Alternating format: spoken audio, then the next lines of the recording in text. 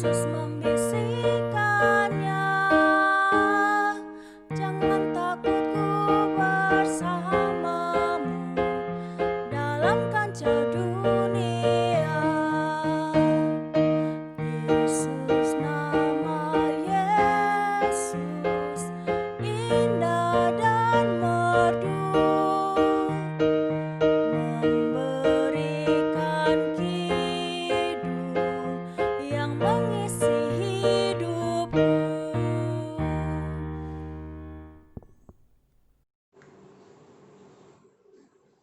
Shalom, saudara-saudara yang kasih dalam Tuhan Yesus Kristus, Bapak Ibu sekalian.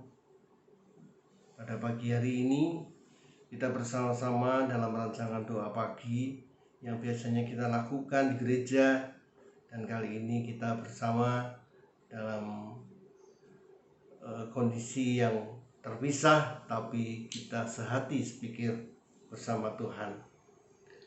Baik, sebelum kita memulai acara kita pada pagi hari ini, marilah kita bersama berdoa. Tuhan Allah Bapa kami yang ada di surga, kami datang ke hadirat-Mu Tuhan. Kami mohon kasih dan pertolongan-Mu ya Tuhan, urapan-Mu ya Tuhan, agar kami boleh mendengar firman-Mu dengan sungguh, dan kami boleh mengerti akan apa yang Engkau inginkan untuk kami lakukan di dalam kehidupan kami Tuhan. Kami percaya Tuhan, dengan Roh Kudus-Mu yang bersama kami, maka apa yang akan Engkau sampaikan pada pagi hari ini melalui firman-Mu benar-benar akan menjadi pegangan di dalam kehidupan kami. Tuhan, sertai kami selanjutnya, agar acara doa pagi ini boleh berjalan dengan baik dan benar di rumah kami masing-masing. Terima kasih ya Tuhan, kami naikkan doa kami di dalam nama Tuhan kami, Yesus Kristus. Amin. Saudara-saudara yang kasih dalam Tuhan Yesus Kristus, kita akan bersama-sama pada pagi hari ini mendengarkan firman Tuhan yang diambilkan tema resiko menjadi pelayan Tuhan, yang akan diambilkan dari bacaan Wahyu pasal yang kedua, ayat yang ke-8 sampai dengan 11, yang demikian bunyinya. Dan tuliskanlah kepada malaikat jemaat di Smyrna, inilah firman dari yang awal dan yang akhir, yang telah mati dan hidup kembali. Aku tahu kesusahanmu dan kemiskinanmu, namun engkau kaya, dan fitnahan mereka yang menyebut dirinya orang Yahudi, tetapi yang sebenarnya tidak demikian. Sebaliknya, mereka adalah jemaah iblis. Jangan takut terhadap apa yang harus engkau derita. Sesungguhnya iblis akan melemparkan beberapa orang dari antaramu ke dalam penjara, supaya kamu dicobai, dan kamu akan beroleh kesusahan selama 10 hari. Hendaklah engkau setia sampai mati, dan aku akan mengaruniakan kepadamu mahkota kehidupan. Siapa bertelinga, hendaklah ia mendengarkan apa yang dikatakan Roh kepada jemaat-jemaat. Barang siapa menang, ia tidak akan menderita apa-apa oleh kematian yang kedua. Amin. Bapak, Ibu, serta saudara sekalian yang kami kasihi, tema ini saya dapatkan dari Bapak Pendeta Claudius Lysias Sutrisno yang kita kasihi dan kita hormati. Di samping itu juga menyertakan dua bagian Alkitab yang bisa mendasari tema di atas, yaitu Wahyu pasal 2 yang tadi telah saya bacakan, dan bagian Alkitab yang lain adalah Yeremia 26 ayat yang pertama sampai dengan yang ke-12. Bacaan ini berkisah tentang Nabi Yeremia yang diancam akan dibunuh karena memberitakan firman Tuhan. Di dalam ayat yang keempat dari Yeremia, kitab Yeremia, beginilah firman Tuhan, jika kamu tidak mau mendengarkan aku, tidak mau mengikuti Tauratku yang telah kubentangkan di hadapanmu, dan seterusnya dan seterusnya. Itulah yang diberitakan kepada jemaat di Yeremia, kepada jemaat di Yeremia atas perintah Tuhan yang menjadikan Yeremia diancam. Tetapi pada saat ini saya memilih bacaan yang kedua untuk mendasari renungan kita pada pagi hari ini. Jemaat Smyrna adalah jemaat yang mengalami banyak penganiayaan. Banyak penganiayaan yang hebat karena kesaksian mereka bahwa Yesus adalah Tuhan. Sedangkan Kaisar Romawi pada saat itu yang bernama Domitianus menuntut agar semua warganya memanggil dia Tuhan. Nah, dalam kondisi yang seperti inilah jemaat Smyrna itu bertumbuh. Walaupun demikian, jemaat di Smyrna ini tetap taat dan setia menjadi saksi dan tetap memberitakan kabar keselamatan bahwa Yesus adalah Tuhan. Ayat yang kita baca tadi ingin menyampaikan firman Tuhan untuk jemaat di Smyrna, bahwa Tuhan tahu kesusahan dan kemiskinan yang diderita jemaat di Smyrna, masih ditambah lagi dengan fitnah yang datang dari bangsanya sendiri, para imam dan anak buahnya. Saya akan bacakan ayat yang ke-9 dan ke-10 yang tadi telah kita baca tadi, untuk memberitakan, untuk diketahui lebih jelas mengenai hal ini. Aku tahu kesusahanmu. Ini firman Tuhan mengatakan demikian. Aku tahu kesusahanmu dan kemiskinanmu, namun engkau kaya. Dan fitnah mereka yang menyebut dirinya orang Yahudi, tetapi yang sebenarnya tidak demikian. Sebaliknya mereka adalah jemaah iblis. Jangan takut terhadap apa yang harus engkau derita. Sesungguhnya iblis akan melemparkan beberapa orang di antaramu ke dalam penjara, supaya kamu dicobai dan kamu akan beroleh kesusahan selama 10 hari. Hendaklah engkau tetap setia sampai mati, dan aku akan mengaruniakan kepadamu mahkota kehidupan. Tuhan tidak hanya sekedar tahu bahwa kondisi jemaat di Smyrna pada saat itu penuh dengan mengalami penganiayaan dan penuh dengan kesusahan, tapi Tuhan itu juga menyatakan kepada jemaat di Smyrna ini bahwa Tuhan bangga atas kehidupan mereka dengan mengatakan bahwa mereka lah yang layak disebut sebagai orang kaya. Ayat 10 menasihatkan mereka untuk tetap setia sampai mati dan menjanjikan karunia mahkota kehidupan kepada setiap mereka yang taat dan setia. Kalau kita kembali kepada tema kita pada pagi hari ini, demikian, apa yang dimaksudkan dengan resiko menjadi pelayan Tuhan? Resikonya adalah mendapat kesusahan, tekanan, dan fitnahan dalam kehidupan yang harus kita lalui dalam kehidupan kita di dunia ini. Dan Tuhan tahu akan hal ini. Tuhan mengerti akan hal ini. Karena itulah Tuhan menjanjikan bukan hanya keselamatan saja, tetapi mahkota kehidupan, yang berarti Tuhan mengenal kita dan menghargai kita atas apa yang telah kita lakukan sebagai pelayan-pelayannya yang setia. Demikian pula pada saat ini, di mana kita hidup di dalam masa pandemi COVID-19, yang telah membuat kita susah bekerja, mencari uang, senantiasa was-was akan kesehatan kita, ditambah tekanan-tekanan emosi yang kadang datang melalui lingkungan kehidupan kita. Apakah kita tetap setia dan taat akan kekristenan kita, akan iman percaya kita?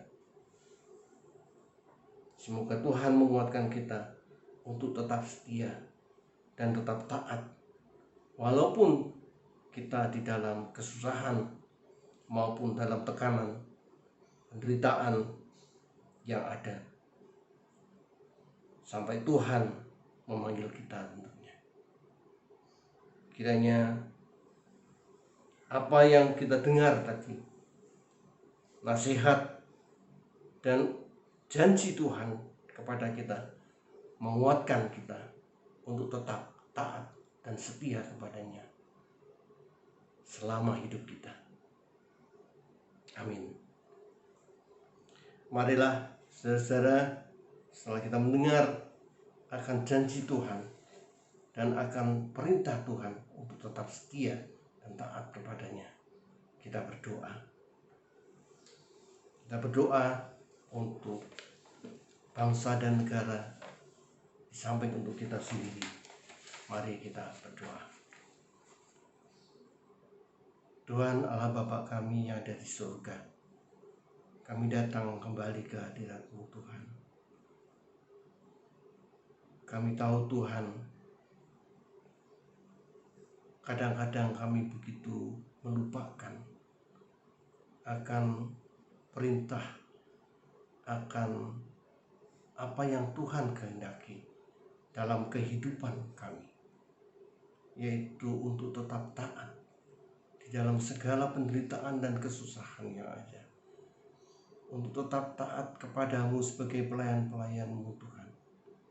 Tapi kami kadang-kadang melupakan hal itu. Kami merasa putus asa, kami merasa begitu tertekan di dalam kehidupan kami. Pagi hari ini Tuhan mengingatkan akan kami, dan biarlah ini, peringatan ini menjadi bekal yang lebih kuat lagi bagi hidup kami selanjutnya, sehingga apapun yang terjadi di dalam setiap kehidupan kami masing-masing tidak menjadikan kami gentar dan kehilangan kesetiaan kepadamu. Tapi kami percaya Tuhan, walaupun mungkin kami tidak mampu, tetapi dengan Roh Kudus-Mu yang terus menyertai kami, kami boleh selalu mendapatkan kekuatan untuk tetap taat dan setia kepada-Mu Tuhan. Terima kasih ya Tuhan. Dalam kesempatan pada pagi hari ini, kami juga ingin berdoa untuk bangsa dan negara kami, yang pada saat ini tidak hanya mengalami rongrongan dari negara yang lain, dari negara-negara besar yang melihat apa yang terjadi di negara kami, tetapi juga ada sebagian kecil bangsa Indonesia yang mencoba merongrong pemerintahan juga.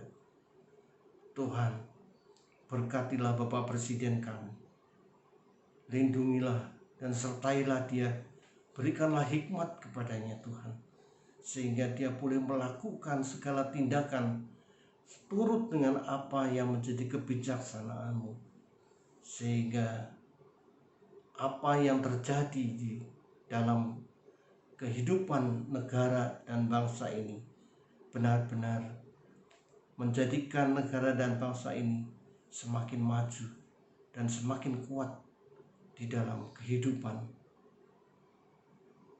di dunia ini Tuhan. Terima kasih ya Tuhan, Engkau mendengar kami. Kami juga berdoa Tuhan untuk kota dan tempat di mana kami berada pada saat ini, untuk lingkungan kami, untuk masyarakat kami yang saat ini kami hidup. Tuhan, kiranya Engkau berkati semuanya, tidak terkecuali, sehingga mereka boleh melihat dan merasakan hikmat-Mu, merasakan berkat-Mu Tuhan, dan boleh terbuka hati dan pikiran dari setiap insan, setiap orang yang ada di dalam kehidupan kami, karena pertolongan dan berkat-Mu Tuhan. Sehingga segala apa yang ada di dalam kehidupan sekeliling kami ini benar suatu kehidupan yang damai sejahtera, seperti yang Engkau siapkan bagi kami. Tuhan, kami juga berdoa untuk wali kota Solo Raya, baik Sukoharjo maupun kabupaten yang lain yang berdekatan dengan kota Solo. Tuhan, kiranya Engkau juga menolong mereka untuk setiap kali memutuskan sesuatu yang benar-benar merupakan dasar, memberikan keputusan dengan dasar yang adil dan sejahtera bagi umat, bagi rakyatnya. Terima kasih ya Tuhan. Kami juga berdoa untuk gereja-Mu GKI Kabangan. Tuhan, kiranya tolong kehidupan bergereja kami, baik para pimpinan majelis jemaat, baik para diakon yang melayani dalam kehidupan berjemaat, maupun aktivis yang lain, paduan suara, organis, PNG, semuanya ya Tuhan. Kiranya Tuhan mau memberikan hikmat kepada setiap mereka dan kesehatan kepada mereka, sehingga mereka boleh melihat akan apa yang terbaik bagi gereja-Mu, sehingga gereja-Mu ini benar-benar menjadi suatu yang memberkati bagi jemaatnya. Tuhan, kami juga berdoa secara khusus untuk keluarga Bapak Pendeta Sutrisno. Tuhan, kiranya Engkau sendiri yang selalu menyertainya, sehingga setiap langkah dan apa yang dirancangkan, dibuat oleh beliau boleh benar-benar menjadi sesuatu yang indah dalam kehidupan kami berjemaat. Dan kiranya Tuhan sendiri yang memberikan hikmat kepadanya, kepada Bapak Sutrisno, untuk tetap melakukan dengan kerendahan hati yang sungguh akan kemuliaan nama-Mu Tuhan yang menyertainya. Kiranya Roh Kudus-Mu selalu menyertai beliau. Tuhan, biarlah jemaat-Mu yang lain, khususnya para lansia yang pada saat-saat ini merupakan bagian yang terpaksa harus tetap berada di rumah dengan tekanan yang lebih besar karena banyaknya lansia yang mengalami sakit COVID-19 ini. Tuhan, kiranya tolong, sehingga apapun yang terjadi, kami tetap setia kepada-Mu, dan kami tetap bersukacita dan bersemangat di dalam menghidupi kehidupan kami bergereja, berjemaat, dan bermasyarakat di lingkungan kami masing-masing. Terpujilah nama-Mu ya Tuhan, dalam Yesus Kristus Tuhan kami. Kami mohon bekal-Mu untuk hidup kami selanjutnya, dalam Yesus Kristus.